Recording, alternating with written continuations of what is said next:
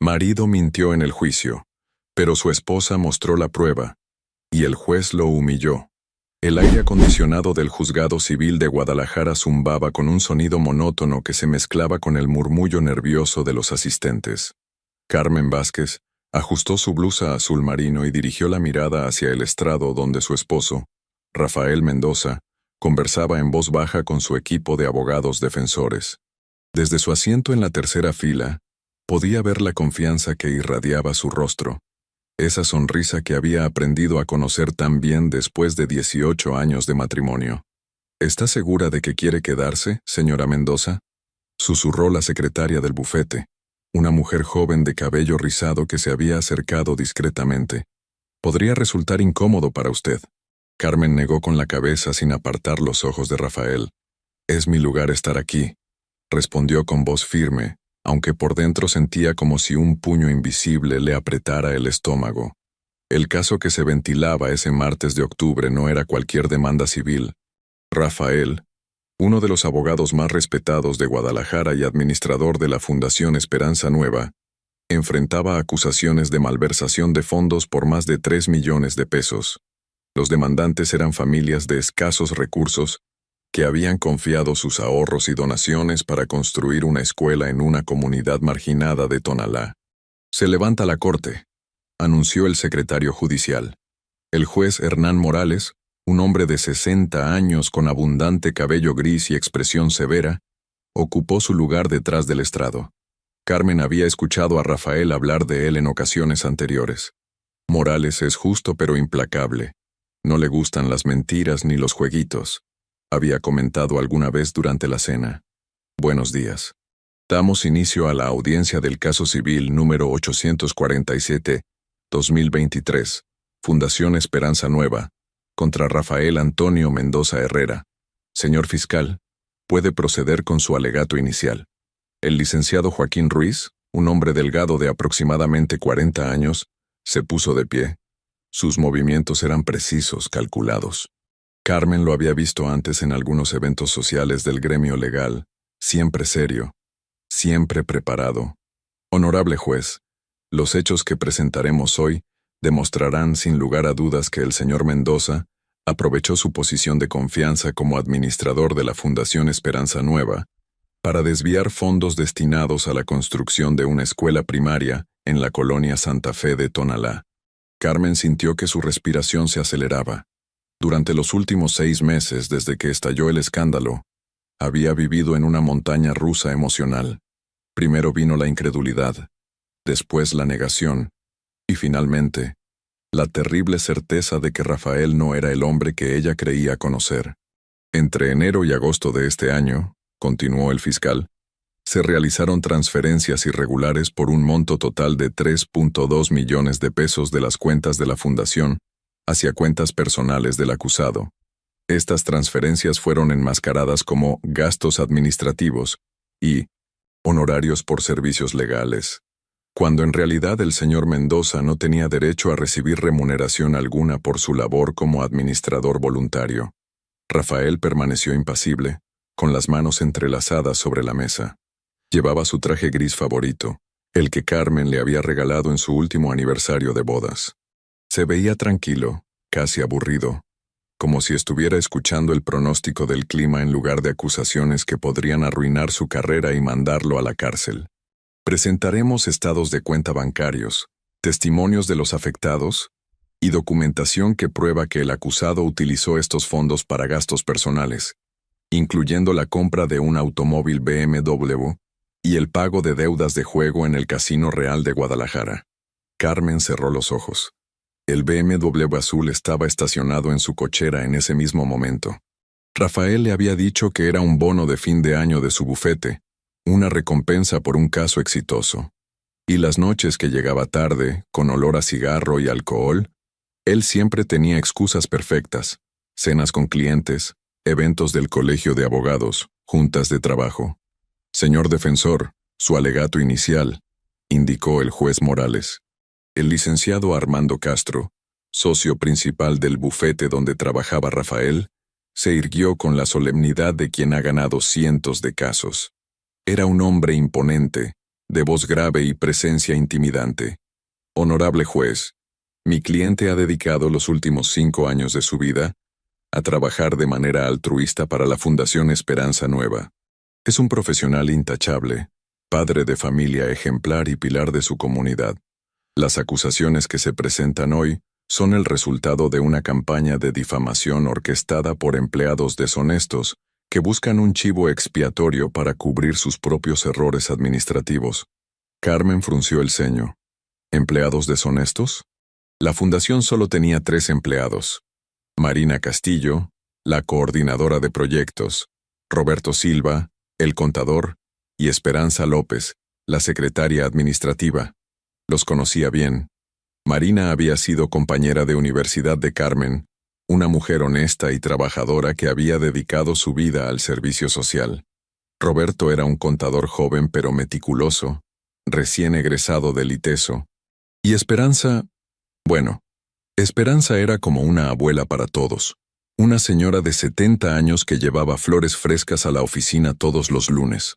Demostraremos que las irregularidades en el manejo de fondos fueron resultado de errores contables cometidos por empleados negligentes, y que mi cliente, lejos de beneficiarse, ha sido víctima de esta situación.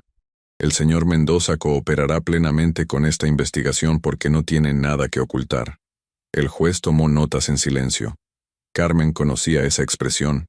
Rafael se la había descrito muchas veces. Cuando Morales se pone serio y empieza a tomar notas, significa que algo no le cuadra, solía decir. Muy bien, procederemos con el primer testigo. Señor fiscal, puede llamar a su primer testigo. Llamo a declarar a la señora Marina Castillo, coordinadora de proyectos de la Fundación Esperanza Nueva. Marina caminó hacia el estrado con pasos firmes pero nerviosos. Carmen pudo ver que sus manos temblaban ligeramente cuando tomó la Biblia para prestar juramento. Llevaba un vestido sencillo color café y zapatos bajos, su atuendo habitual de trabajo. Señora Castillo, comenzó el fiscal, ¿cuál era exactamente su relación laboral con el acusado? Marina carraspeó antes de responder. El licenciado Mendoza era el administrador general de la fundación. Yo reportaba directamente a él sobre el avance de todos los proyectos. Nos reuníamos cada jueves para revisar el estado de las obras y los gastos. ¿Observó algo irregular en el manejo de los fondos durante los meses que abarca esta investigación? Sí, respondió Marina, y Carmen notó que su voz se quebró ligeramente. A partir de febrero comencé a notar que los reportes financieros que me presentaba el licenciado Mendoza no coincidían con los gastos reales de la obra. Cuando preguntaba por las discrepancias, él me decía que eran ajustes técnicos que yo no entendería. Rafael susurró algo al oído de su abogado. Desde su lugar, Carmen pudo ver que su expresión seguía siendo tranquila, pero conocía lo suficiente a su esposo para notar la tensión en sus hombros. ¿Puede ser más específica sobre estas discrepancias?, insistió el fiscal. Por ejemplo, en el reporte de marzo aparecían gastos por 400,000 pesos en materiales de construcción, pero cuando visité la obra, era obvio que no se habían gastado ni la mitad de esa cantidad. Los trabajadores me dijeron que habían estado esperando materiales durante semanas. ¿Confrontó al señor Mendoza sobre esto? Marina asintió. En la reunión del 23 de marzo le presenté mis inquietudes. Le dije que necesitaba ver las facturas y los recibos. Él se molestó mucho y me dijo que mi trabajo era coordinar proyectos, no auditar las finanzas. Me amenazó con despedirme si seguía metiendo las narices donde no me correspondía. Carmen sintió que se le revolvía el estómago. Rafael nunca le había contado sobre problemas con Marina. De hecho, siempre hablaba bien de ella, elogiando su dedicación y eficiencia. ¿Qué hizo usted después de esa confrontación? Decidí documentar todo. Comencé a tomar fotografías de la obra, a guardar copias de todos los reportes que me daba el licenciado Mendoza, y a hablar discretamente con los proveedores para verificar las compras reales.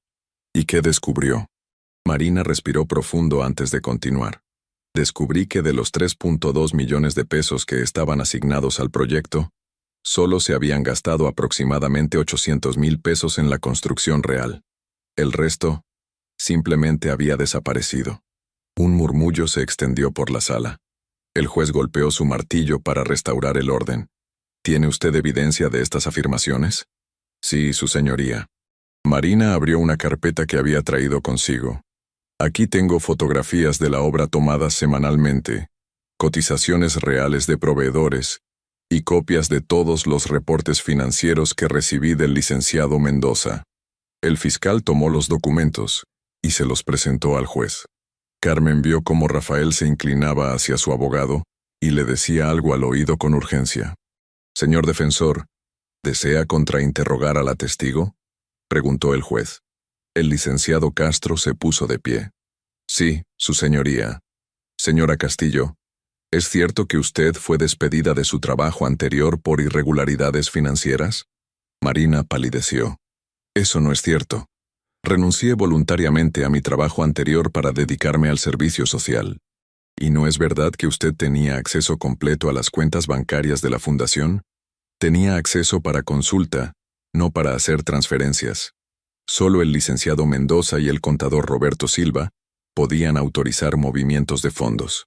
«Pero usted sí conocía todas las contraseñas y códigos de acceso, ¿no es así?». Marina titubeó. «Sí, pero…». «No hay más preguntas, su señoría». Carmen se dio cuenta de que el abogado de Rafael estaba empleando la táctica clásica: crear dudas sobre la credibilidad de los testigos. Era una estrategia que había visto cientos de veces en las películas, pero experimentarla en persona, sabiendo que su esposo estaba mintiendo, le resultaba profundamente perturbador. «El siguiente testigo», anunció el fiscal, «es el señor Roberto Silva, contador de la Fundación Esperanza Nueva». Roberto era un joven de no más de 28 años, alto y delgado, con lentes de armazón grueso y una expresión perpetuamente seria. Carmen recordaba haberlo conocido en la fiesta de fin de año de la fundación, donde había permanecido la mayor parte del tiempo en una esquina, bebiendo refresco y hablando solo cuando alguien le dirigía la palabra.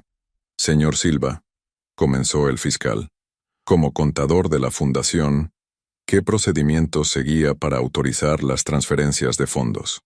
Roberto se acomodó los lentes antes de responder. Todas las transferencias mayores a 50,000 pesos requerían autorización dual, mi firma como contador y la del administrador, que en este caso era el licenciado Mendoza. Para montos menores, el licenciado podía autorizar solo, pero yo debía revisar y registrar todas las operaciones. ¿Siguió usted estos procedimientos durante los meses en cuestión? «Al principio sí», respondió Roberto y su voz sonaba tensa. «Pero a partir de marzo el licenciado Mendoza comenzó a pedirme que firmara documentos sin mostrarme los detalles completos. Me decía que eran gastos urgentes y que ya tendríamos tiempo después para hacer la documentación formal». Carmen vio que Rafael escribía algo en una libreta. Su expresión seguía siendo calmada, pero ella pudo notar que apretaba el bolígrafo con más fuerza de la necesaria. «¿Y usted aceptó esta práctica irregular?». Roberto bajó la cabeza. «Sí, y me avergüenza admitirlo. Pero el licenciado Mendoza era muy respetado, y yo era muy joven en el puesto. Pensé que él sabía lo que estaba haciendo, y que yo no tenía la experiencia suficiente para cuestionar sus métodos».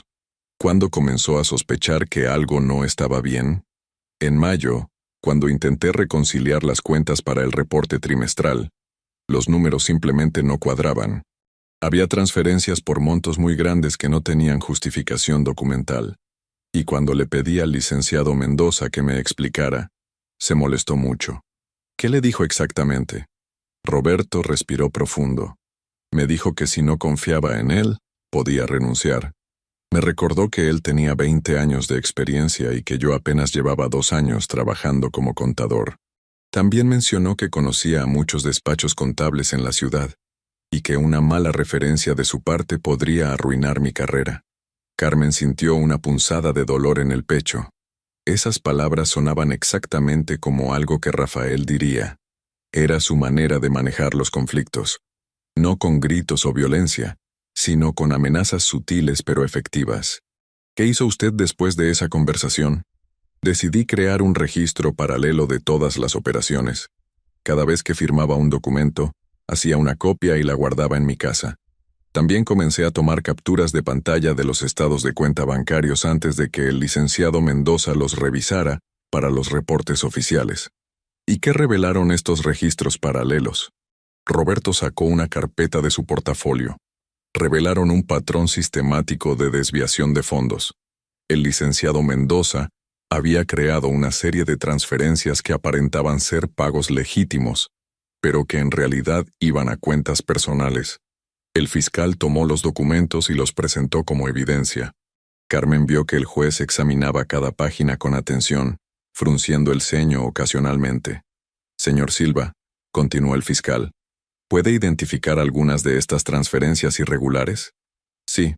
Por ejemplo, el 15 de abril se realizó una transferencia por 450,000 pesos con el concepto honorarios legales, asesoría especializada. Sin embargo, la fundación ya tenía asesoría legal gratuita, y esta transferencia fue a una cuenta personal del licenciado Mendoza. ¿Hay más ejemplos? Muchos. El 3 de mayo, 380,000 pesos por gastos administrativos extraordinarios, que fueron directamente a la cuenta del BMW México donde el licenciado compró su automóvil. El 12 de junio, 290,000 pesos por servicios de consultoría, que fueron a pagar deudas en el Casino Real. Carmen sintió que el mundo se desplomaba a su alrededor. Cada detalle que mencionaba Roberto coincidía perfectamente con comportamientos que había observado en Rafael durante esos meses. El nuevo coche, las salidas nocturnas, los regalos caros que le había estado dando sin explicación clara. ¿Confrontó usted al licenciado Mendoza con esta evidencia? No directamente, admitió Roberto. Tenía miedo de perder mi trabajo y de las consecuencias legales para mí. En lugar de eso, decidí reportar la situación de manera anónima a la oficina del fiscal. El licenciado Castro se puso de pie para el contrainterrogatorio. Señor Silva, ¿no es cierto que usted tenía serios problemas financieros durante esos meses? Roberto pareció sorprendido por la pregunta. ¿Problemas financieros? No entiendo a qué se refiere. ¿No es verdad que usted debía 3 meses de renta de su departamento y que su tarjeta de crédito estaba al límite? Bueno, sí, pero eso no tiene nada que ver con... ¿Y no es cierto que usted le pidió un préstamo personal al licenciado Mendoza, el cual fue rechazado? Roberto se sonrojó. Sí le pedí un préstamo, pero él me explicó que la fundación no podía hacer préstamos personales. Yo lo entendí, y nunca insistí. ¿No será que usted decidió compensarse a sí mismo por ese préstamo rechazado, tomando dinero de las cuentas de la fundación? Eso es completamente falso, exclamó Roberto. Yo nunca tuve acceso independiente a los fondos. Todas las transferencias requerían la autorización del licenciado Mendoza. Pero usted sí tenía las contraseñas de acceso, ¿verdad? Roberto titubeó. Sí, pero... No hay más preguntas. Carmen se dio cuenta de que la estrategia de defensa de Rafael era clara. Sembrar dudas sobre la integridad de los testigos, sugerir que ellos eran los verdaderos culpables. Era una táctica legal legítima, pero saber que se basaba en mentiras la hacía sentir náuseas.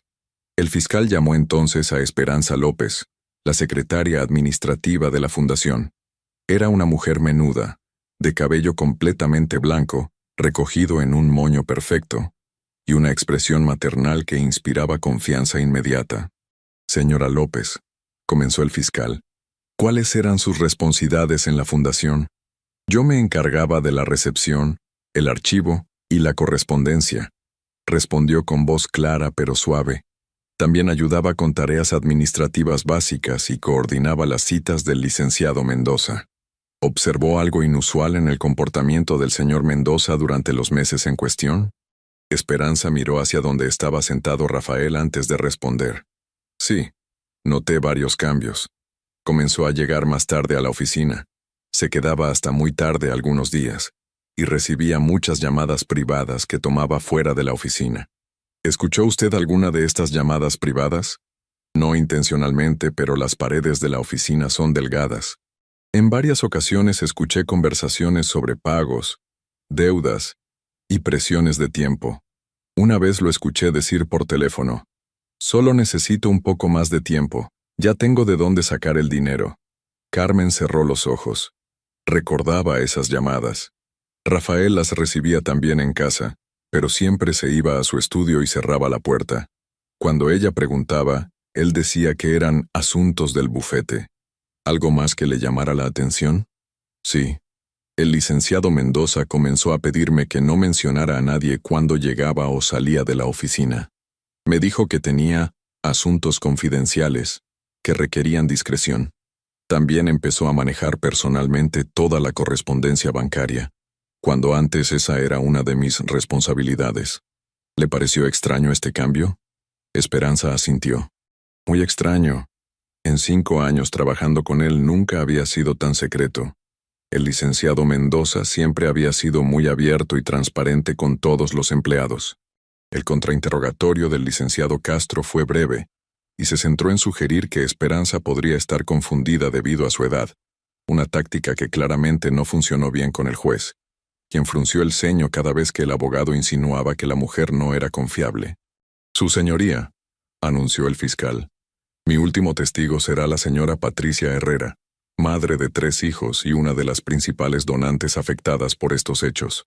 Patricia Herrera era una mujer de aproximadamente 40 años, de complexión robusta y manos callosas que delataban una vida de trabajo duro.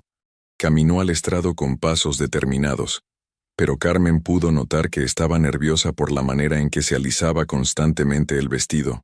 «Señora Herrera», comenzó el fiscal, ¿puede contarnos por qué decidió donar dinero a la Fundación Esperanza Nueva? Patricia se aclaró la garganta.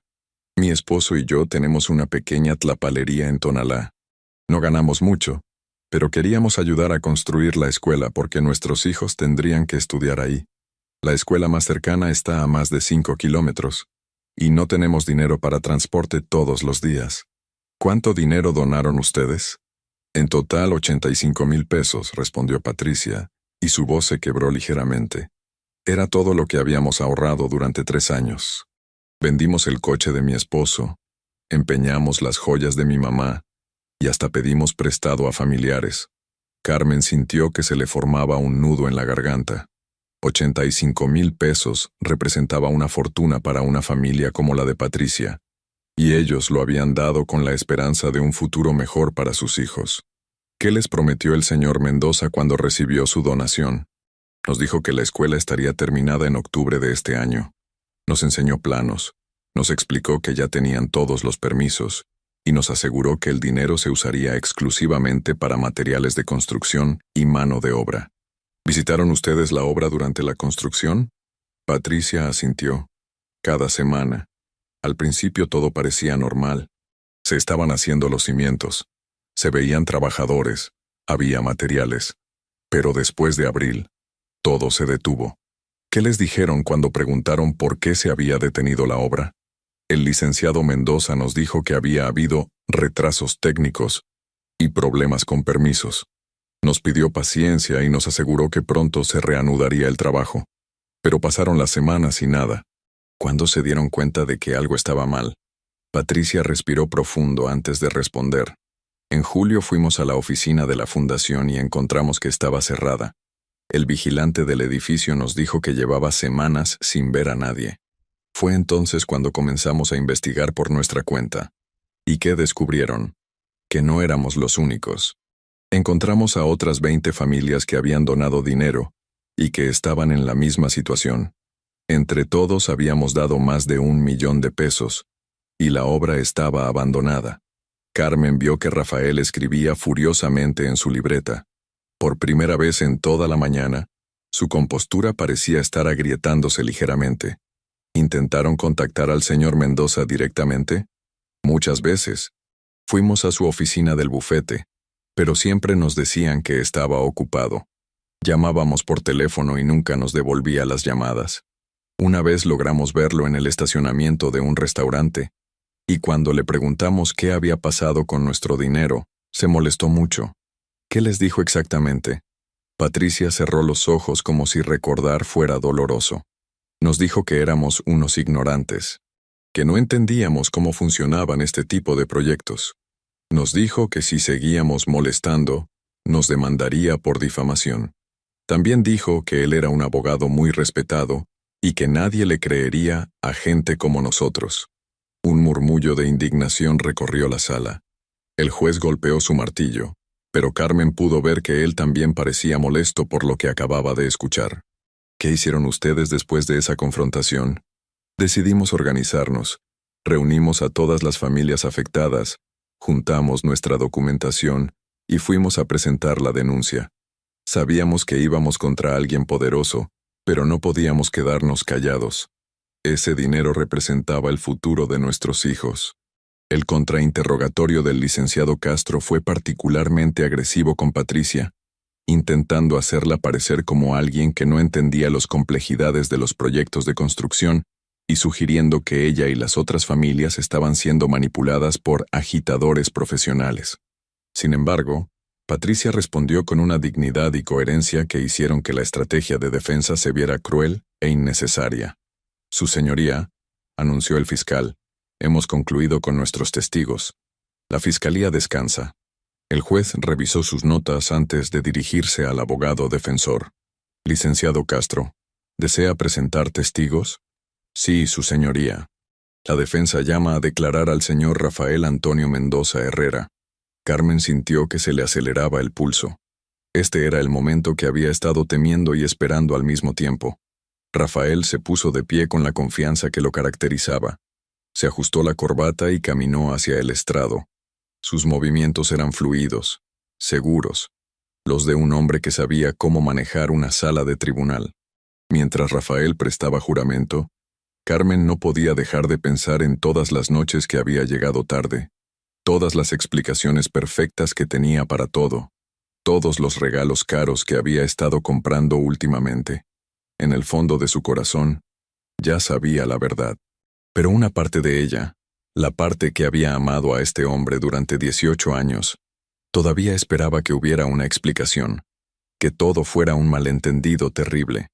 Señor Mendoza, comenzó su abogado, ¿puede explicarnos cuál era exactamente su relación con la Fundación Esperanza Nueva? Rafael se acomodó en la silla y habló con voz clara y pausada. Por supuesto.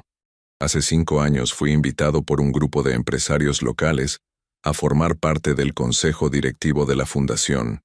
Mi participación era completamente voluntaria, sin recibir remuneración alguna. Mi motivación era puramente altruista, devolver algo a la comunidad que me ha dado tanto profesionalmente. ¿Y cuáles eran sus responsabilidades específicas? Como administrador general, me encargaba de supervisar todos los aspectos operativos de la fundación. Esto incluía la planificación de proyectos, la supervisión del personal y sí, la supervisión general de las finanzas, aunque el trabajo técnico lo realizaba el contador, el señor Silva. Carmen notó que Rafael parecía completamente relajado, como si estuviera dando una conferencia académica en lugar de defenderse de acusaciones criminales. ¿Es cierto que se realizaron transferencias de fondos de la fundación a cuentas personales suyas? Sí, es cierto, pero esas transferencias tenían justificaciones legítimas que han sido malinterpretadas por empleados sin la experiencia necesaria para comprender la complejidad de este tipo de operaciones. ¿Puede ser más específico? Rafael se inclinó ligeramente hacia adelante, adoptando la postura de profesor que Carmen conocía tan bien. Por ejemplo, la transferencia que el fiscal caracterizó como compra de automóvil personal, en realidad correspondía al pago de un préstamo que yo había hecho personalmente a la fundación cuando se presentó una emergencia de flujo de caja en abril. Carmen frunció el ceño. Rafael nunca le había mencionado ningún préstamo a la fundación.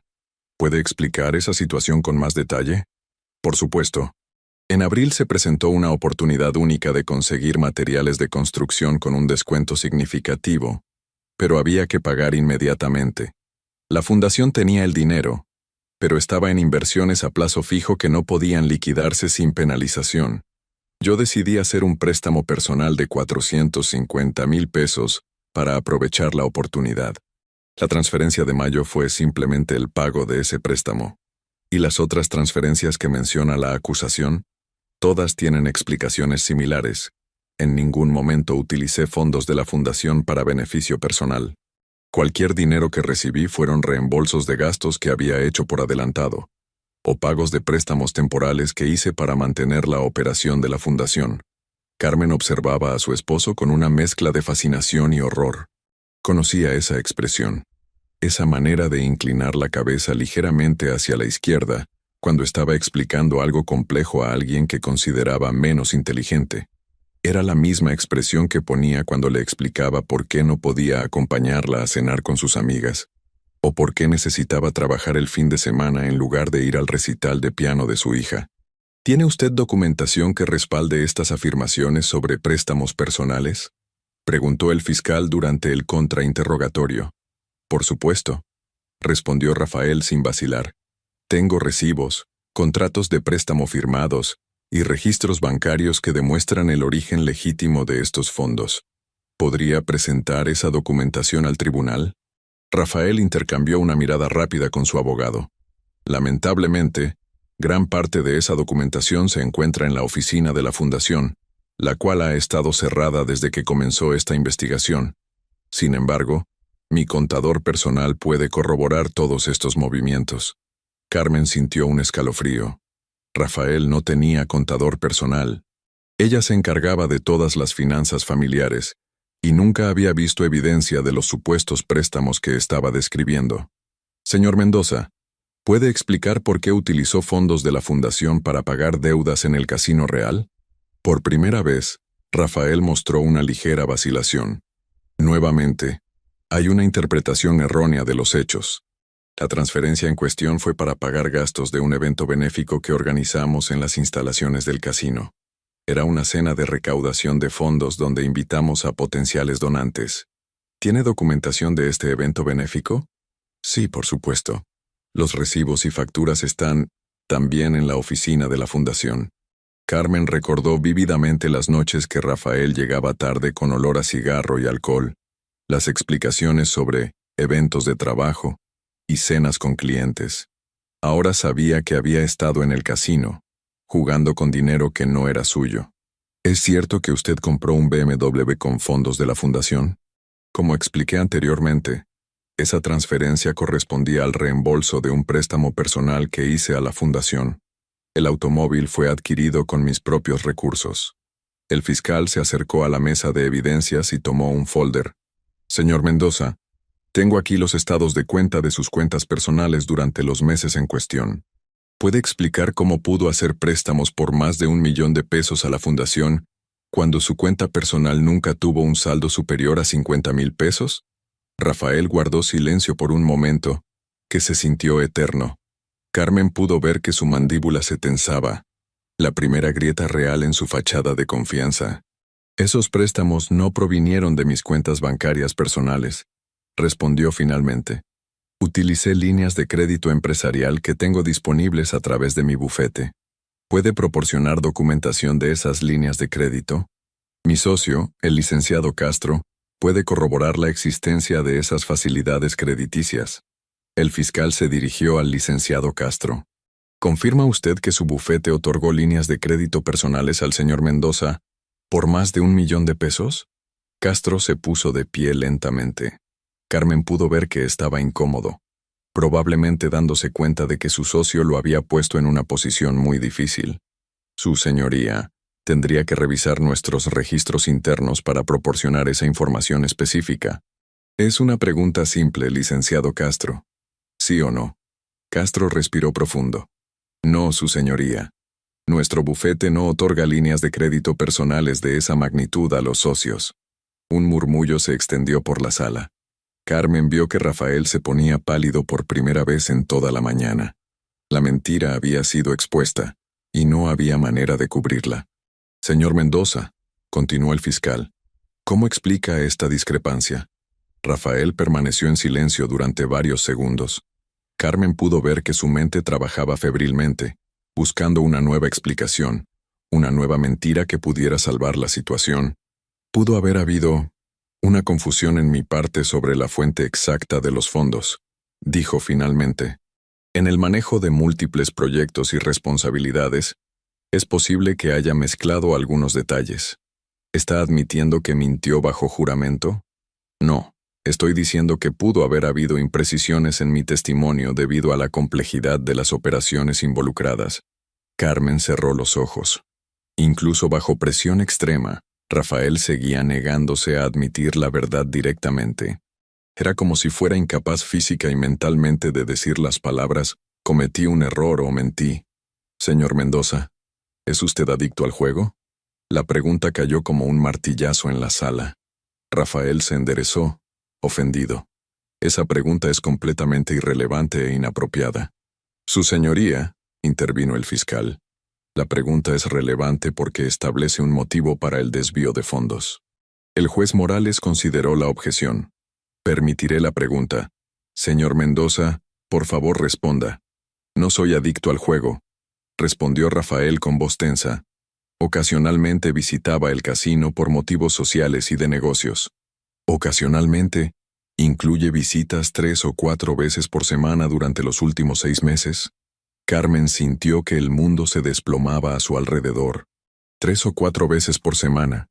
Eso explicaba todas las noches que llegaba tarde, todos los eventos de trabajo, todas las excusas perfectas. No llevo un registro detallado de mis actividades sociales, respondió Rafael, pero su voz había perdido toda la confianza del inicio. Tengo aquí registros del casino que muestran que usted perdió más de 2.8 millones de pesos entre enero y julio de este año. ¿Cómo explica esas pérdidas si no tenía problemas de juego? Rafael guardó silencio. Carmen pudo ver que sus manos temblaban ligeramente. Era la primera vez en 18 años de matrimonio que lo veía completamente vulnerable, completamente derrotado. Pudo haber habido sesiones desafortunadas, admitió finalmente. 2.8 millones de pesos en sesiones desafortunadas.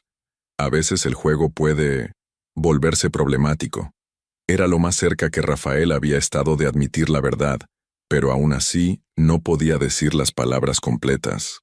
Carmen se dio cuenta de que probablemente ni siquiera se admitía a sí mismo la gravedad de su problema. ¿Es cierto que amenazó a empleados de la fundación para que no hablaran sobre las irregularidades financieras? Nunca amenacé a nadie. Simplemente les pedí discreción sobre asuntos internos de la fundación, incluyendo amenazas sobre arruinar sus carreras profesionales.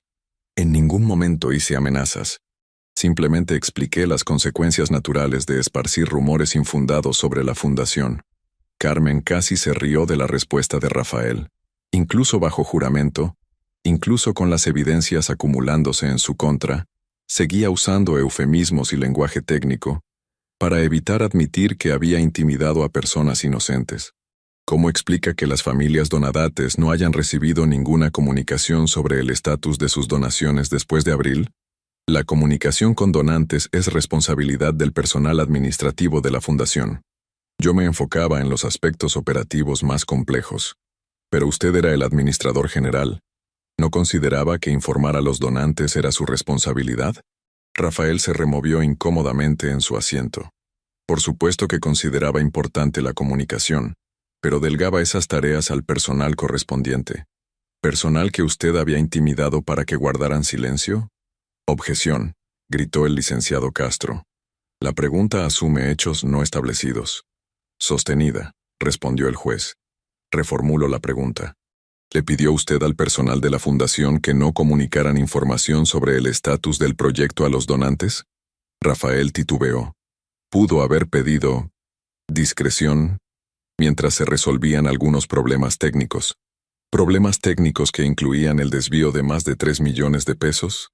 Los problemas financieros fueron resultado de errores administrativos, no de acciones deliberadas de mi parte. Carmen se dio cuenta de que Rafael se había creado una narrativa alternativa en su mente, donde él no era el villano, sino una víctima de circunstancias desafortunadas y empleados incompetentes. Era una capacidad de autoengaño que la asombraba y la aterrorizaba al mismo tiempo. Señor Mendoza, ¿reconoce usted que las familias de Tonalá han perdido sus ahorros de toda la vida debido a las acciones que usted tomó como administrador de la fundación? Reconozco que ha habido resultados desafortunados, pero estos fueron consecuencia de una combinación de factores complejos, no de acciones deliberadas de mi parte. ¿Considera usted que tiene alguna responsabilidad moral hacia esas familias? Rafael guardó silencio durante casi un minuto completo. Carmen pudo ver que luchaba internamente, probablemente entre la imagen que tenía de sí mismo como un hombre honorable y la realidad de lo que había hecho. Por supuesto que siento pesar por cualquier inconveniente que hayan experimentado estas familias. Sin embargo, La responsabilidad legal recae en múltiples factores que están fuera de mi control directo. Carmen sintió náuseas. Incluso ahora, incluso enfrentado con el sufrimiento de familias que habían perdido todo, Rafael no podía admitir responsabilidad real. Pesar por cualquier inconveniente, como si hubiera cancelado una cita médica en lugar de robar los ahorros de por vida de 20 familias. No tengo más preguntas para el acusado, anunció el fiscal. ¿Desea la defensa hacer preguntas adicionales a su testigo?, preguntó el juez. El licenciado Castro consultó brevemente con Rafael antes de responder. No, su señoría. La defensa descansa. Muy bien. Procederemos con los alegatos finales. Señor fiscal. El licenciado Ruiz se puso de pie y caminó hacia el centro de la sala. Su postura era erguida, confiada, la de alguien que sabía que tenía un caso sólido.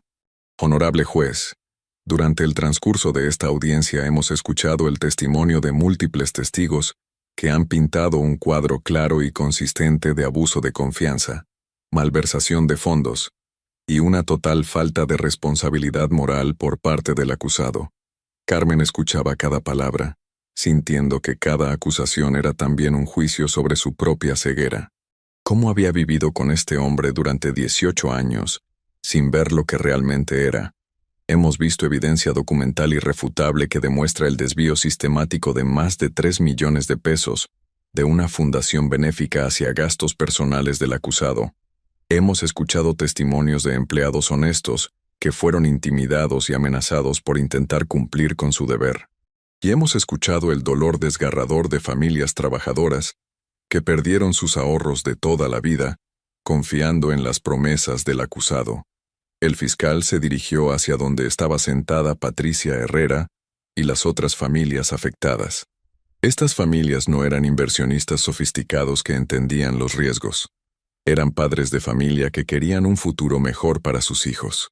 Confiaron en el prestigio profesional del señor Mendoza, en su posición respetada en la comunidad legal, en las promesas que les hizo, y esa confianza fue traicionada de la manera más cruel y egoísta posible.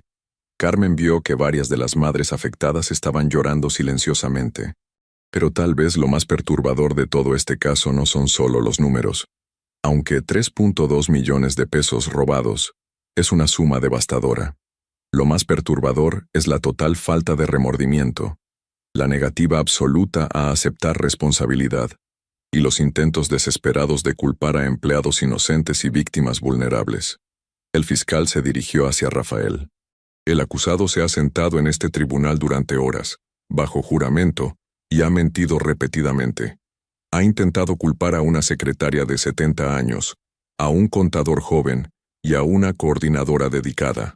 Ha caracterizado el robo de los ahorros de familias trabajadoras como sesiones desafortunadas de juego. Ha llamado a sus víctimas ignorantes, que no entienden las complejidades de los negocios. Carmen sintió que se le encogía el corazón. Cada palabra del fiscal resonaba con una verdad que ella había estado evitando enfrentar. Su señoría, este no es un caso de errores administrativos o malentendidos complejos. Es un caso de traición deliberada, de abuso calculado de una posición de confianza y de una completa falta de moral básica. El acusado utilizó su prestigio profesional como un arma para silenciar a quienes descubrieron su conducta y como un escudo para protegerse de las consecuencias de sus acciones. El fiscal regresó a su mesa y tomó una carpeta. Por todo lo anterior, solicito al tribunal que encuentre culpable al señor Rafael Antonio Mendoza Herrera de los cargos de malversación de fondos, abuso de confianza y fraude. Y solicito que se ordene la restitución completa de los 3.2 millones de pesos a las familias afectadas, más daños y perjuicios por el sufrimiento causado. El silencio que siguió fue absoluto. Carmen pudo escuchar su propio corazón latiendo. Durante 18 años había creído que conocía a Rafael, que entendía quién era. Ahora se daba cuenta de que había estado casada con un extraño, con un hombre capaz de mirar a los ojos a familias desesperadas y mentirles descaradamente. Señor defensor, su alegato final, indicó el juez. El licenciado Castro se puso de pie lentamente. Carmen pudo ver que estaba en una posición imposible, tratando de defender a un cliente que había mentido repetidamente, incluso a él. Su señoría, mi cliente ha dedicado su vida profesional al servicio de la justicia y al bienestar de su comunidad. Es un hombre de familia, padre dedicado y profesional respetado que se ha visto envuelto en una situación compleja que ha sido malinterpretada y distorsionada. Carmen casi se rió de la descripción. Padre dedicado, que había robado el futuro de otros padres para financiar su adicción al juego. Es cierto que hubo irregularidades en el manejo de la fundación, pero estas fueron resultado de una combinación de factores: procedimientos administrativos deficientes, supervisión inadecuada, y errores de empleados que han buscado convertir a mi cliente en un chivo expiatorio para cubrir sus propias fallas. Carmen se dio cuenta de que el abogado estaba simplemente repitiendo las mentiras que Rafael le había contado, probablemente creyendo en al menos parte de ellas. Mi cliente no es un criminal, su señoría. Es un hombre que se vio abrumado por responsabilidades para las cuales no tenía el entrenamiento adecuado, trabajando con un personal que no cumplía con los estándares profesionales necesarios, en un entorno donde los sistemas de control eran inadecuados. Solicitamos al tribunal que considere estas circunstancias atenuantes, que tenga en cuenta los años de servicio honorable de mi cliente a su comunidad, y que reconozca que las intenciones de mi cliente nunca fueron maliciosas. Por todo lo anterior, solicitamos la absolución completa de todos los cargos. Cuando el licenciado Castro terminó, el juez Morales tomó sus notas y se dirigió a la sala. Esta corte se encuentra ahora en receso para deliberación. Regresaremos en 1 hora para escuchar el veredicto. Mientras la sala se vaciaba, Carmen permaneció sentada, observando a Rafael hablar animadamente con su abogado. Incluso ahora, incluso después de haber sido expuesto como un mentiroso y un ladrón, parecía confiado de que encontraría una manera de salir de la situación. Fue en ese momento, viendo esa confianza injustificada, esa negativa absoluta a enfrentar la realidad, que Carmen tomó la decisión más difícil de su vida. Se puso de pie, caminó hasta su bolso y sacó el sobre manila que había estado cargando durante semanas, sin atreverse a abrirlo. Dentro de ese sobre estaban las pruebas que Rafael no sabía que ella tenía: grabaciones de conversaciones telefónicas, fotografías de documentos, copias de estados de cuenta que había encontrado escondidos en su estudio. La evidencia que no solo confirmaría su culpabilidad, sino que revelaría la verdadera extensión de sus mentiras. Carmen sabía que entregarle esa evidencia al fiscal destruiría para siempre cualquier posibilidad de que Rafael evitara la cárcel. También sabía que destruiría su matrimonio, la reputación de su familia y la vida que habían construido juntos. Pero mientras miraba a las familias de Tonalá, Patricia Herrera con sus manos callosas, sus hijos que nunca tendrían la escuela que les habían prometido, sus ahorros perdidos para siempre, supo que no tenía elección. La verdad tenía que salir a la luz, sin importar el costo personal. Carmen caminó hacia donde estaba el fiscal, con el sobre en la mano y lágrimas en los ojos, preparándose para cambiar el curso de la justicia y de su propia vida. Carmen caminó hacia el fiscal con pasos decididos, aunque por dentro se sentía como si estuviera caminando hacia un precipicio. Cada paso la alejaba más del mundo que había conocido durante 18 años, y la acercaba a una verdad que cambiaría todo para siempre. «Licenciado Ruiz», le dijo en voz baja, «necesito hablar con usted urgentemente». El fiscal la miró con curiosidad. Había notado que la esposa del acusado había permanecido en el tribunal durante todo el proceso, pero no esperaba que se acercara a él. «Por supuesto, señora Mendoza. ¿En qué puedo ayudarla?». Carmen le extendió el sobre manila con manos temblorosas. «Tengo evidencia adicional sobre mi esposo, evidencia que usted necesita ver». El fiscal tomó el sobre, sintiendo su peso. «¿Está segura de esto, señora?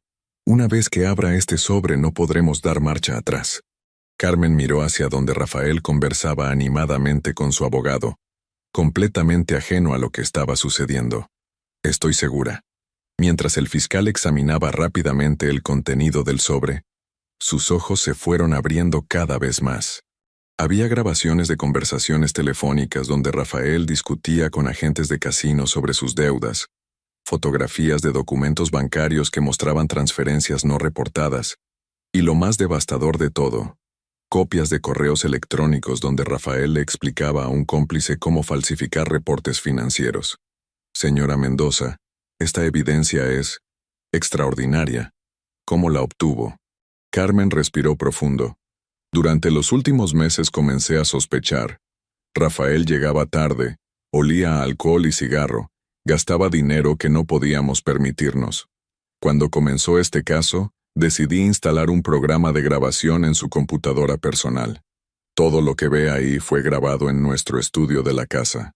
¿Está consciente de que esta evidencia podría mandar a su esposo a la cárcel por muchos años? Los ojos de Carmen se llenaron de lágrimas. Sí, lo sé. Pero también sé que si no hago esto, esas familias nunca recuperarán su dinero, y Rafael seguirá mintiendo hasta el final. En ese momento el juez Morales regresó a la sala. Se levanta la corte. Regresamos de receso. El fiscal se acercó al estrado. Su señoría, antes de escuchar el veredicto, la fiscalía ha recibido evidencia adicional significativa que podría afectar este caso. El juez frunció el ceño. ¿Qué tipo de evidencia, licenciado Ruiz?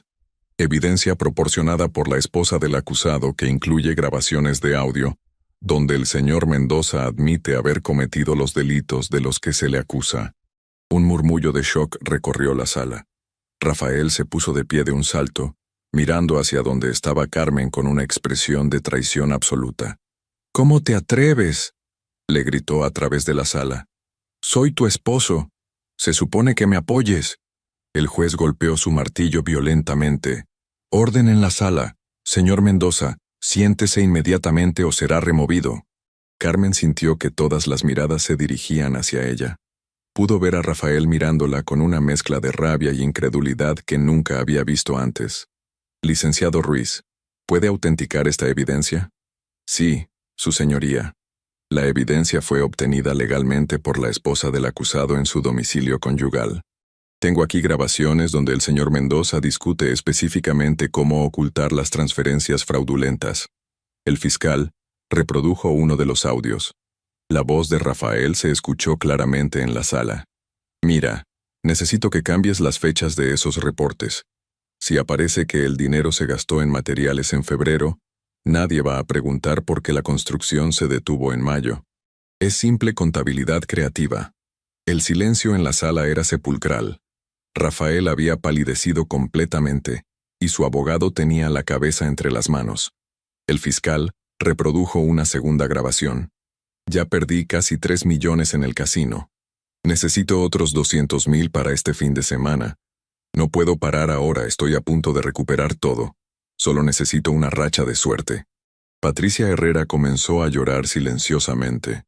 Las otras familias afectadas se abrazaban entre sí, finalmente escuchando la confirmación de lo que habían sospechado. Una tercera grabación fue aún más devastadora.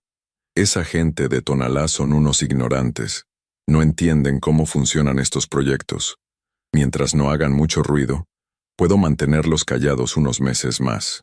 Para cuando se den cuenta de que no hay escuela, ya habré solucionado el problema del dinero».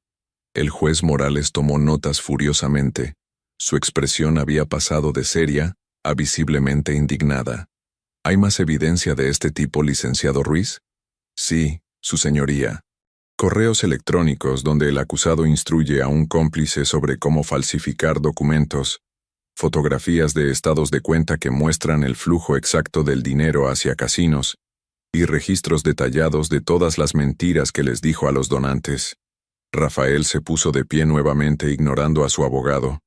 «Carmen, para esto inmediatamente, piensa en nuestros hijos, piensa en nuestra familia». Carmen se puso de pie y lo miró directamente. Por primera vez en meses, su voz sonó firme y clara. «Estoy pensando en nuestra familia, Rafael. Y también estoy pensando en todas las familias a las que les robaste sus sueños. Yo nunca robé nada. Era un préstamo temporal. Mentiste, Rafael. Me mentiste a mí. Les mentiste a ellos. Y ahora le estás mintiendo al juez. Pero las grabaciones no mienten». El juez golpeó su martillo. «Suficiente. Dada esta nueva evidencia, suspendo este procedimiento hasta mañana por la mañana. Esto me dará tiempo para revisar toda la evidencia adicional y consultar con las autoridades correspondientes. Mientras la sala se vaciaba, Rafael intentó acercarse a Carmen, pero ella se alejó. Carmen, podemos arreglar esto. Podemos encontrar una solución. No tienes que destruir a tu propia familia.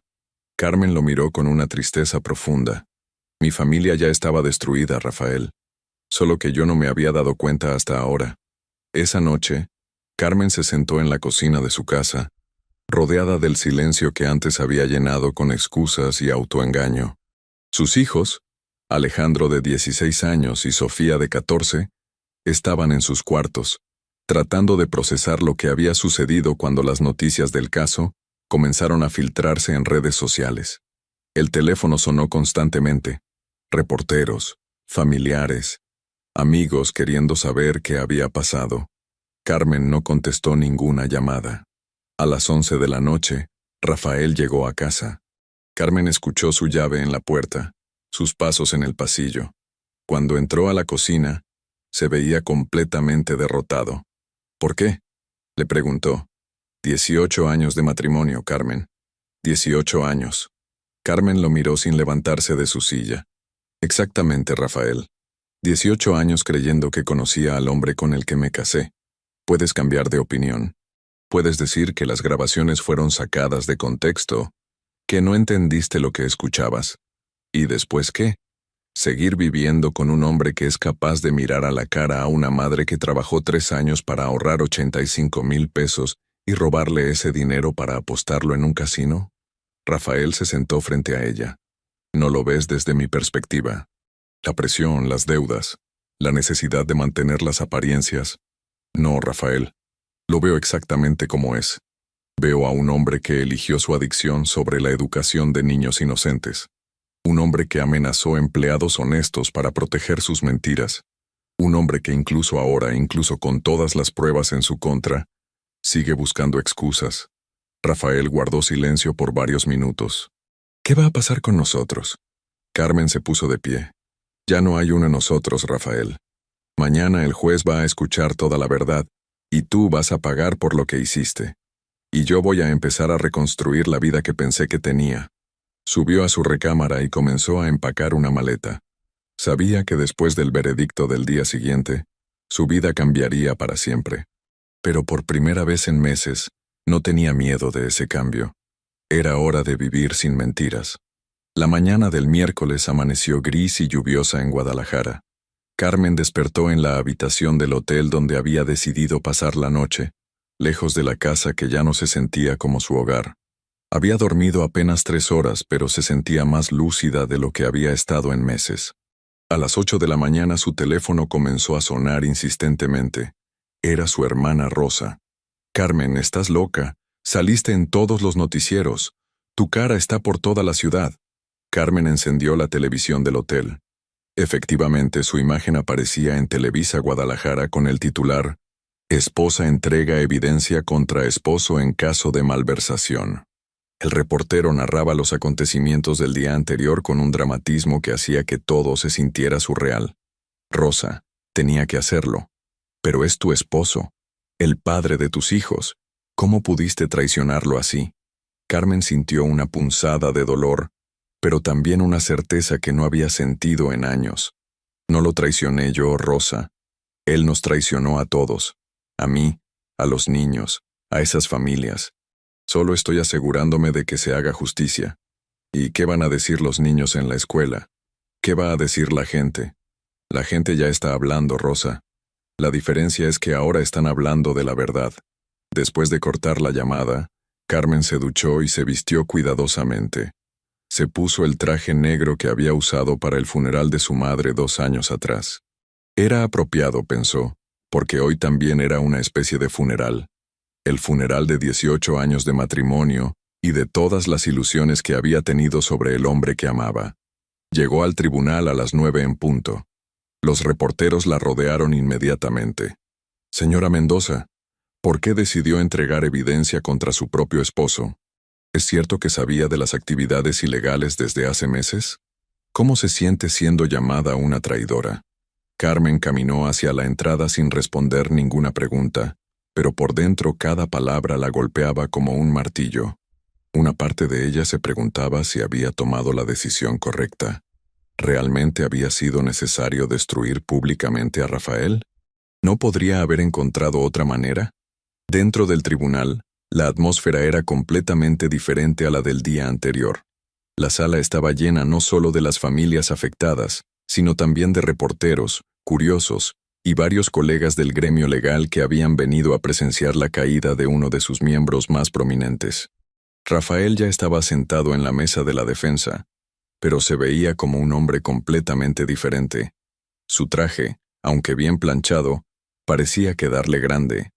Sus ojos estaban enrojecidos, y tenía una barba de 2 días que nunca se habría permitido en circunstancias normales. Cuando Carmen entró, la miró con una expresión que mezclaba súplica desesperada con resentimiento profundo. El juez Morales entró puntualmente a las 10 de la mañana. Su expresión era aún más seria que el día anterior. «Buenos días. Antes de proceder con el veredicto, quiero dirigir algunas palabras a todas las partes involucradas en este caso». El juez se aclaró la garganta y miró directamente hacia Rafael. «Señor Mendoza, en mis 25 años como juez, he visto muchos casos de corrupción, malversación y abuso de confianza, pero pocas veces he presenciado un caso donde la evidencia sea tan abrumadora y donde la falta de remordimiento del acusado sea tan evidente». Rafael se puso de pie. «Su señoría, yo...» «Siéntese, señor Mendoza. No he terminado». El juez continuó. «Las grabaciones presentadas ayer por la Fiscalía no solo confirman su culpabilidad en los cargos originales, sino que revelan un patrón de conducta que va mucho más allá de simples errores administrativos. Revelan a un hombre que conscientemente robó el futuro de familias trabajadoras para financiar una adicción personal». Carmen vio que varias personas en la galería asentían con aprobación. Más perturbador aún es su completa falta de empatía hacia las víctimas. En las grabaciones, se refiere a ellas como ignorantes que no entienden. Esto no es solo arrogancia, señor Mendoza. Esto es crueldad deliberada. El juez se dirigió entonces hacia Patricia Herrera y las otras familias afectadas. A ustedes quiero decirles que el sistema de justicia reconoce el daño terrible que han sufrido. No solo han perdido sus ahorros, sino que han perdido la confianza en las instituciones y en las personas que se suponía debían protegerlos. Patricia Herrera comenzó a llorar silenciosamente. Carmen pudo ver que apretaba la mano de su esposo con fuerza. Y finalmente, el juez miró hacia Carmen. «Señora Mendoza, quiero reconocer el valor extraordinario que demostró al entregar esta evidencia. Sé que la decisión de testificar contra su esposo no pudo haber sido fácil, y sé que enfrentará consecuencias personales por su decisión, pero sin su valentía, la justicia no habría sido posible en este caso».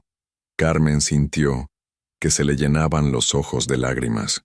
Por primera vez desde que había tomado la decisión, se sintió validada por alguien más. «Ahora procederé con el veredicto». El silencio en la sala era absoluto. En el cargo de malversación de fondos, encuentro al acusado Rafael Antonio Mendoza Herrera culpable. Un murmullo de satisfacción recorrió la galería. En el cargo de abuso de confianza, encuentro al acusado culpable. En el cargo de fraude, encuentro al acusado culpable. Rafael se desplomó en su silla. Su abogado puso una mano consoladora en su hombro, pero parecía resignado al resultado. «La sentencia será pronunciada el próximo viernes. Ordeno la restitución inmediata de 3.2 millones de pesos a las familias afectadas, más intereses y daños punitivos por un total de 4.5 millones de pesos». El juez golpeó su martillo. «Además, remito este caso a la Procuraduría General para que se investiguen posibles cargos criminales adicionales». Mientras el juez se retiraba, el caos estalló en la sala. Los reporteros se abalanzaron hacia Carmen y Rafael. Las familias afectadas se abrazaban llorando de alivio. Los colegas abogados de Rafael se alejaban discretamente, como si la proximidad pudiera manchar su reputación. Carmen logró salir del tribunal por una puerta trasera, pero los reporteros la estaban esperando en el estacionamiento. «Señora Mendoza, ¿cómo se siente después del veredicto?». Carmen se detuvo por primera vez para hablar con la prensa. Me siento aliviada, aliviada de que finalmente se haya hecho justicia. ¿Lamenta su decisión de entregar evidencia contra su esposo? Carmen respiró profundo. No, lamento que haya sido necesaria, pero no lamento haberla tomado. ¿Qué mensaje le daría a otras mujeres que podrían estar en una situación similar? Carmen miró directamente a la cámara. Les diría que la lealtad hacia una persona no puede estar por encima de la justicia para muchas, y que a veces amar realmente a alguien significa no permitirle que siga lastimando a otros. Esa tarde, Carmen regresó a su casa por primera vez desde el veredicto.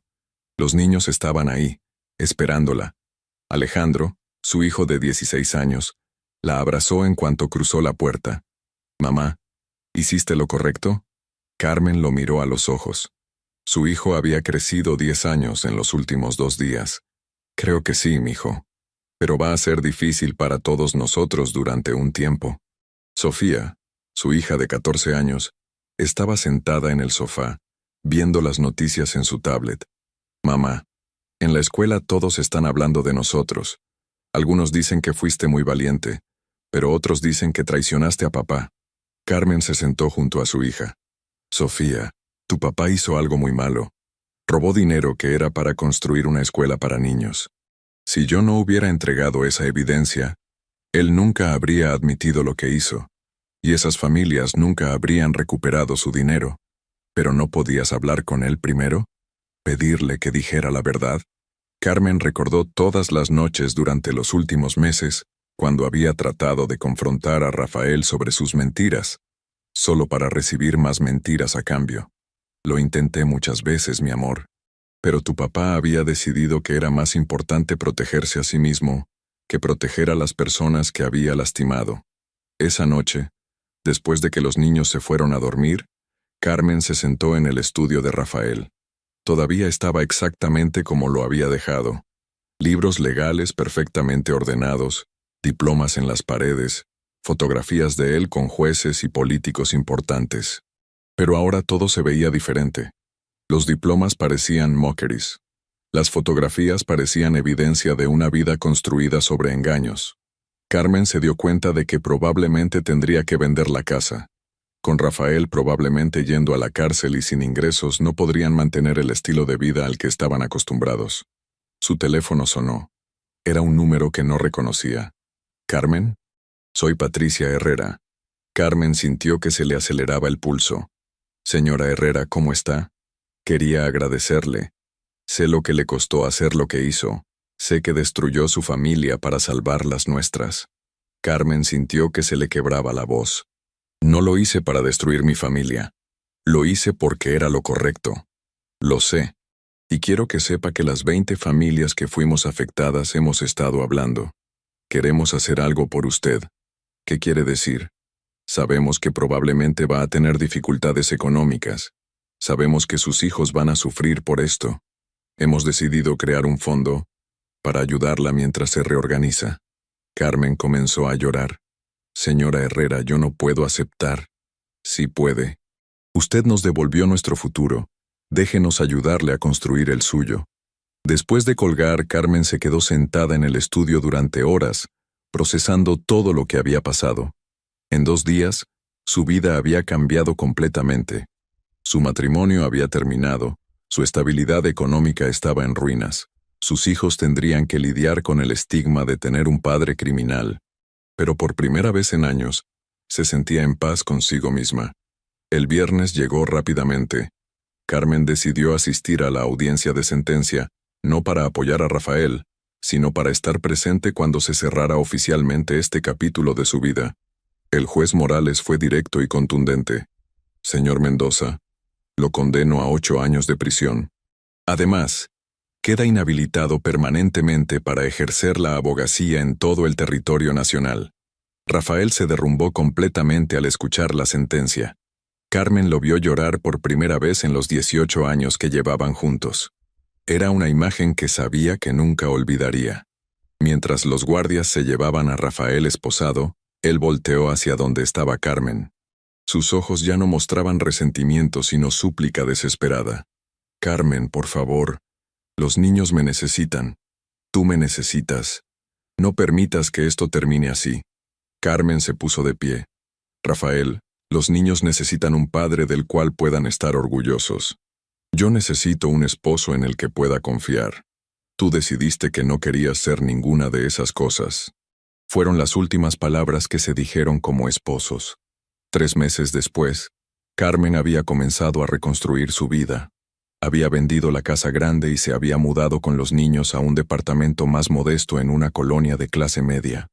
Había conseguido trabajo como contadora en una pequeña empresa de la familia Herrera. Patricia había cumplido su promesa de ayudarla. Los niños se habían adaptado mejor de lo que esperaba. Alejandro incluso le había dicho que se sentía orgulloso de tener una madre que eligió hacer lo correcto en lugar de lo fácil. Una tarde, mientras revisaba documentos contables en su nueva oficina, Carmen recibió una llamada del penal donde estaba Rafael. Carmen, necesito verte. Hay cosas que necesito decirte. Cosas que necesito que sepas antes de que sea demasiado tarde. Carmen titubeó. Parte de ella quería cerrar definitivamente ese capítulo, pero otra parte necesitaba escuchar lo que Rafael tenía que decir. Está bien, Rafael. Te visitaré el domingo. El centro penitenciario estatal era un lugar gris y deprimente que olía a desinfectante y desesperación. Carmen nunca había imaginado que visitaría a su esposo en la cárcel. Rafael se veía muy diferente. Había perdido peso, tenía canas que no había notado antes, y sus ojos habían perdido la arrogancia que antes los caracterizaba. Carmen, gracias por venir. Carmen se sentó frente a él separados por un cristal grueso. ¿Qué querías decirme, Rafael? Quería pedirte perdón, de verdad. No las disculpas falsas que di en el tribunal, sino un perdón real. Carmen lo estudió cuidadosamente. ¿Perdón por qué específicamente? Por mentirte durante años, por poner mi adicción antes que nuestra familia, por robarles el futuro a esas familias, por hacerte sentir que eras tú la que estaba loca cuando cuestionabas mis mentiras. Era la primera vez que Rafael admitía específicamente lo que había hecho mal. ¿Y por qué ahora, Rafael? ¿Por qué no hace 6 meses, cuando todavía podríamos haber salvado nuestro matrimonio? Rafael bajó la cabeza. Porque hace 6 meses todavía creía que podía salirme con la mía. Todavía creía que era más inteligente que todos los demás, que podía encontrar una manera de arreglar todo sin consecuencias. ¿Y ahora? Ahora me doy cuenta de que perdí lo más importante que tenía por algo que nunca me iba a hacer feliz. Perdí a la mejor mujer que he conocido, perdí el respeto de mis hijos, perdí mi carrera, perdí todo, por la ilusión de ganar dinero rápido en un casino. Carmen sintió una tristeza profunda, no por Rafael, sino por el tiempo perdido, por los años de matrimonio que podrían haber sido diferentes si él hubiera elegido la honestidad. ¿Estás recibiendo ayuda para tu adicción? Sí, hay un programa aquí en la prisión. Es difícil admitir que tengo un problema, pero estoy trabajando en ello. Hablaron durante 1 hora más. Rafael le preguntó sobre los niños, sobre cómo estaban adaptándose. Carmen le contó sobre el nuevo trabajo, sobre el apoyo que habían recibido de las familias de Tonalá. Cuando se estaba preparando para irse, Rafael le hizo una última pregunta. Carmen, ¿crees que algún día podrás perdonarme? No me refiero a que regresemos juntos. Sé que eso no va a pasar. Pero, ¿crees que algún día podrás recordarme sin odio? Carmen consideró la pregunta cuidadosamente. No te odio, Rafael. Estoy profundamente decepcionada y dolida, pero no te odio. Creo que con tiempo, podré recordar los buenos momentos que tuvimos sin que estén manchados por las mentiras. ¿Y los niños? Los niños necesitan tiempo para procesar todo esto. Pero creo que si realmente cambias, si realmente te conviertes en la persona que podrías haber sido, ellos podrán tener una relación contigo algún día. Mientras Carmen salía del penal, se sintió extrañamente liberada. La conversación le había dado el cierre que necesitaba. Rafael finalmente había admitido la verdad, había asumido responsabilidad real y había mostrado genuino remordimiento. No cambiaba lo que había pasado, no reparaba el daño, pero le daba esperanza de que quizás con tiempo y trabajo podrían encontrar una manera de coexistir como padres divorciados que habían aprendido de sus errores. El sol se ponía sobre Guadalajara mientras Carmen manejaba de regreso a su nueva vida. En el radio sonaba una canción de Manu Chao que solía escuchar en su juventud. Me gustas tú. La hizo recordar la mujer que había sido antes del matrimonio, antes de las mentiras, antes de perder su identidad en las expectativas de otros. Esa noche, después de ayudar a Sofía con su tarea de matemáticas y de escuchar a Alejandro practicar guitarra, Carmen se sentó en su pequeño balcón con una taza de té. Las luces de la ciudad se extendían ante ella como un manto de posibilidades. Su teléfono vibró con un mensaje de Patricia Herrera. Carmen, la escuela de Tonalá fue inaugurada ayer. Lleva tu nombre. Escuela Primaria Carmen Vázquez. Gracias por devolvernos la esperanza. Carmen sonrió por primera vez en meses. Su decisión había sido correcta. Había destruido una vida construida sobre mentiras, pero había salvado el futuro de muchos niños. Había perdido la seguridad financiera, pero había encontrado su integridad. Y por primera vez en años, eso se sentía como suficiente. 6 meses después de la sentencia, Carmen había establecido una rutina que le daba estabilidad en medio de todos los cambios. Se levantaba a las 6 de la mañana, preparaba el desayuno para los niños, los llevaba a la escuela y llegaba a su trabajo en la empresa de contabilidad a las 8:30. Era una vida más simple que la que había tenido, pero también más honesta. La empresa donde trabajaba, Herrera y Asociados, había crecido considerablemente desde que Patricia y su familia decidieron expandir el negocio de la tlapalería hacia servicios de construcción y contabilidad. Carmen había demostrado ser invaluable no solo por sus habilidades técnicas, sino por su experiencia navegando las complejidades legales que habían aprendido durante el caso de la fundación. Un martes por la mañana, mientras revisaba los libros contables de un nuevo cliente, Patricia entró a su oficina con una expresión preocupada. Carmen, necesito que veas algo. Tenemos un problema. Carmen levantó la vista de las hojas de cálculo. ¿Qué tipo de problema? Patricia cerró la puerta y se sentó frente al escritorio de Carmen. Recibimos una oferta para manejar la contabilidad de un proyecto de desarrollo inmobiliario muy grande. Podría triplicar nuestros ingresos anuales. Eso suena bien. ¿Cuál es el problema? Patricia suspiró profundamente. El proyecto está siendo desarrollado por Constructora Mendoza y Asociados. Carmen sintió que se le helaba la sangre. ¿Mendoza? ¿Hay alguna relación con...? Es la empresa del hermano de Rafael, Miguel Mendoza. Aparentemente quiere contratarnos específicamente porque sabe sobre tu experiencia con casos de malversación. Carmen se recostó en su silla, procesando la información. Miguel Mendoza era 5 años menor que Rafael, también abogado, pero especializado en derecho inmobiliario. Durante los años de matrimonio, había tenido una relación cordial pero distante con él. Miguel siempre había sido más reservado que Rafael, menos ostentoso, pero también había una rivalidad sutil entre los hermanos que Carmen nunca había entendido completamente. ¿Qué tipo de proyecto es? Patricia consultó una carpeta que había traído. Un desarrollo habitacional en Tlajomulco. 150 casas de interés social, financiadas parcialmente con fondos gubernamentales. El contrato total es de 80 millones de pesos. Carmen frunció el ceño. Era exactamente el tipo de proyecto donde podrían ocurrir irregularidades similares a las que había cometido Rafael. ¿Por qué crees que Miguel quiere específicamente que manejemos la contabilidad? Eso es lo que me preocupa. En la reunión que tuve con él ayer, mencionó varias veces lo impresionado que estaba con tu integridad y tu capacidad para detectar irregularidades. Fue como si estuviera probando mis reacciones. Carmen sintió una alarma familiar. Patricia, creo que deberíamos rechazar este contrato. ¿Por qué? Carmen, esto podría asegurar el futuro de la empresa para los próximos 5 años. Podríamos contratar más empleados, expandirnos, incluso abrir una segunda oficina. Precisamente por eso. Es demasiado bueno para ser verdad.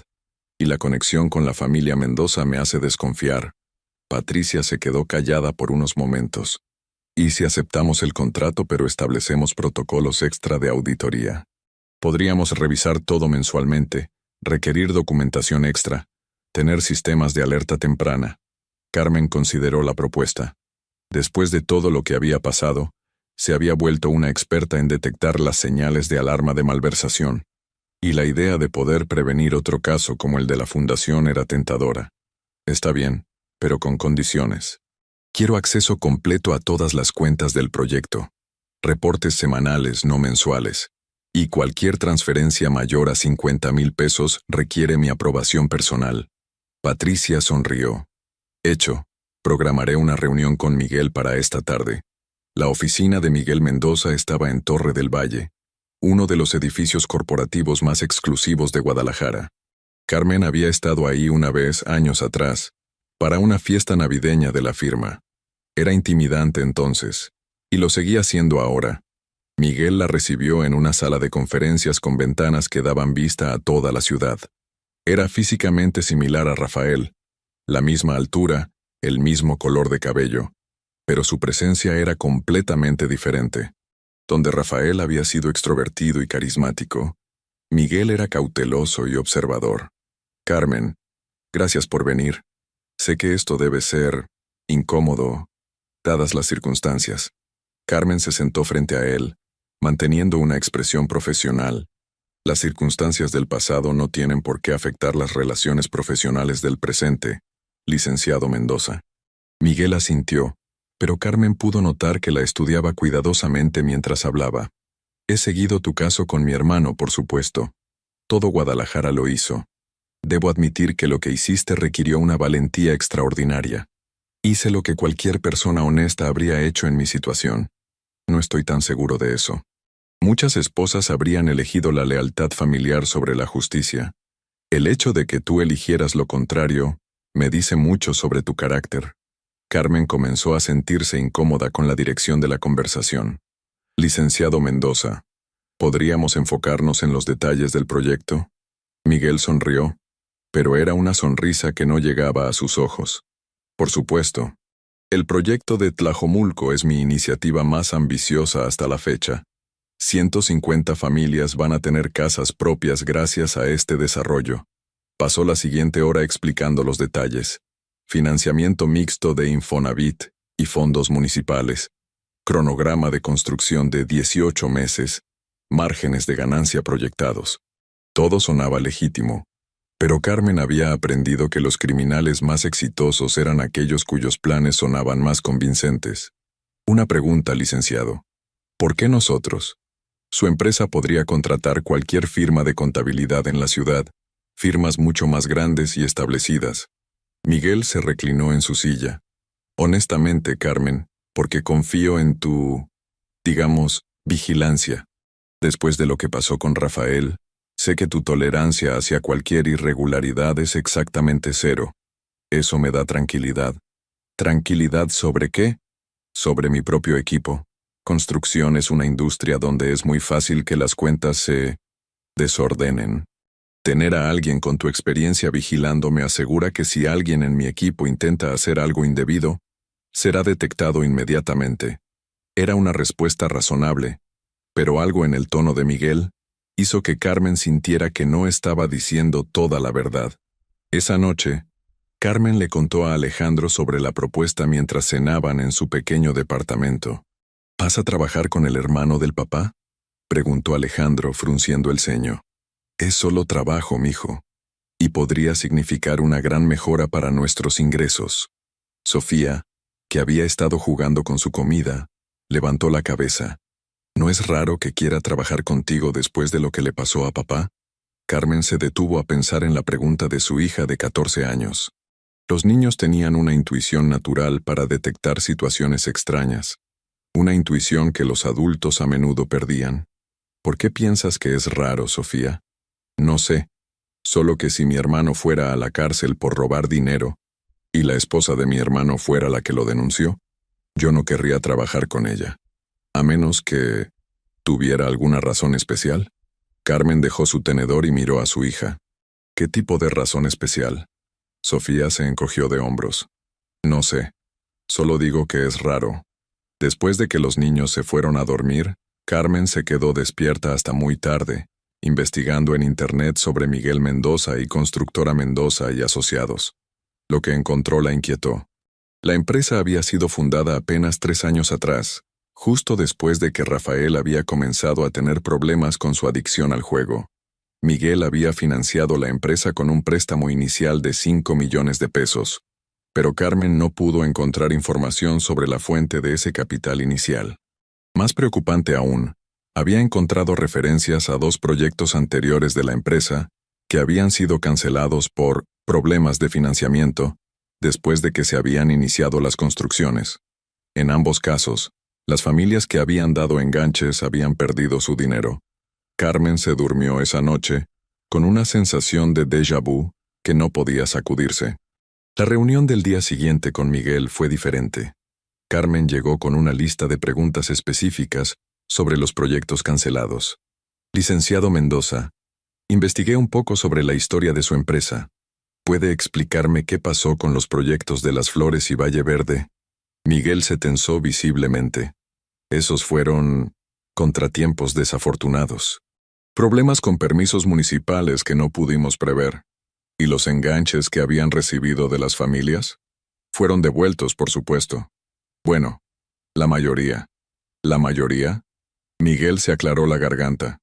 Hubo algunos costos administrativos que tuvimos que deducir. Gastos legales, principalmente. Carmen sintió el familiar escalofrío de reconocimiento.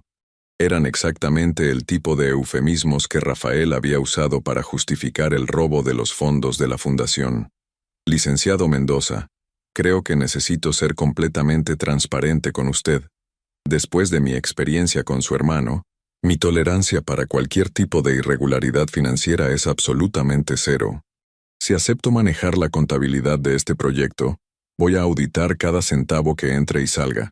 ¿Está preparado para ese nivel de escrutinio? Miguel la miró durante varios segundos antes de responder. Carmen, aprecio tu frankness. Y sí, estoy preparado para ese nivel de supervisión. De hecho, es exactamente lo que necesito. ¿Por qué lo necesita específicamente? Miguel se levantó y caminó hacia la ventana dándole la espalda. Porque tengo socios en este proyecto que, digamos que no tienen la reputación más limpia. Tener a alguien con tu reputación de integridad manejando las finanzas me protege de cualquier acusación de improprietis. Carmen sintió que las piezas comenzaban a encajar de una manera que no le gustaba para nada. ¿Qué tipo de socios, licenciado Mendoza? Miguel se volvió hacia ella. El tipo de socios que pueden hacer que un proyecto se complete a tiempo y dentro del presupuesto, pero que también pueden hacer preguntas incómodas si los números no cuadran perfectamente. Carmen entendió inmediatamente lo que Miguel estaba implicando. Estaba involucrado con gente peligrosa, probablemente lavadores de dinero o inversionistas con conexiones criminales, y quería usar la reputación de Carmen como una especie de escudo legal. Licenciado Mendoza, no puedo ser parte de esto. Carmen, espera. Déjame explicarte completamente la situación. Carmen se puso de pie. No hay nada que explicar.